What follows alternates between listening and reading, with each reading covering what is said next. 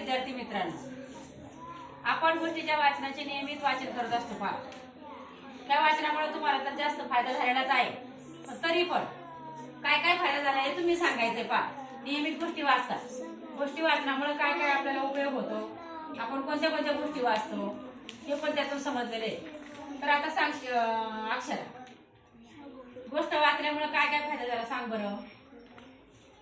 गोष्ट वाचण्यामुळे आपल्याला बुद्धी मिळते. ठीक आहे, आणखी काय काय वाटते तुला सांग पटपट.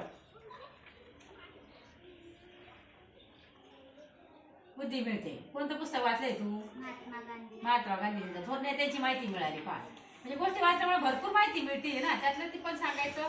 आणि महात्मा गांधीजीने स्वातंत्र्य काळामध्ये पण चांगलं महान कार्य केलेलं आहे. देश स्वतंत्र करण्यासाठी स्वतःचं योगदान दिलेलं आहे आणि चांगल्या प्रकारच्या या नेत्यांची माहिती याच्यातून मिळते. तर पुढं शर्वरी सांग बरं, काय फायदा झाला बरं या पुस्तकामुळे तुला? पुस्तक बरं, देशाची माहिती मिळाली, वाचनामध्ये भर पडली, अधिक वाचन मला करता यायला लागलं. आणखी माझी वेगवेगळ्या प्रकारची तुला वाक्य रचना करण्यासाठी सुद्धा याचा उपयोग झाला. त्यानंतर लखन, तू कोणतं पुस्तक वाचतोय? तर काय तुला मिळालं बरं त्याच्यातून? हुशारीने कसं वागायचं, हुशारी आपली कुठं दाखवायची हे पण पुस्तकातून कळतंय पहा. कधी कधी आपल्याला काही वेळ प्रसंगी आपलं डोकं चालवावं लागतं पहा, आपल्या बुद्धीचाच वापर करावा लागतो. मग गोष्टीतून सुद्धा आपल्याला काही काही उपयोगी पडतं पहा. अशा प्रकारच्या गोष्टी तुम्ही कायम वाचतात पहा. त्यानंतर श्रेया सांग, काय फायदा झाला बरं गोष्ट वाचल्यामुळं?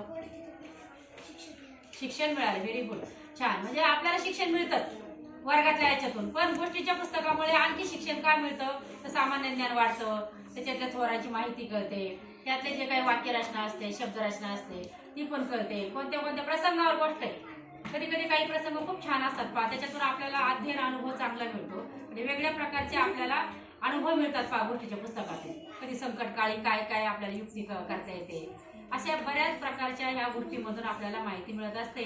असंच आपण वाचन कायम करत राहूया. धन्यवाद.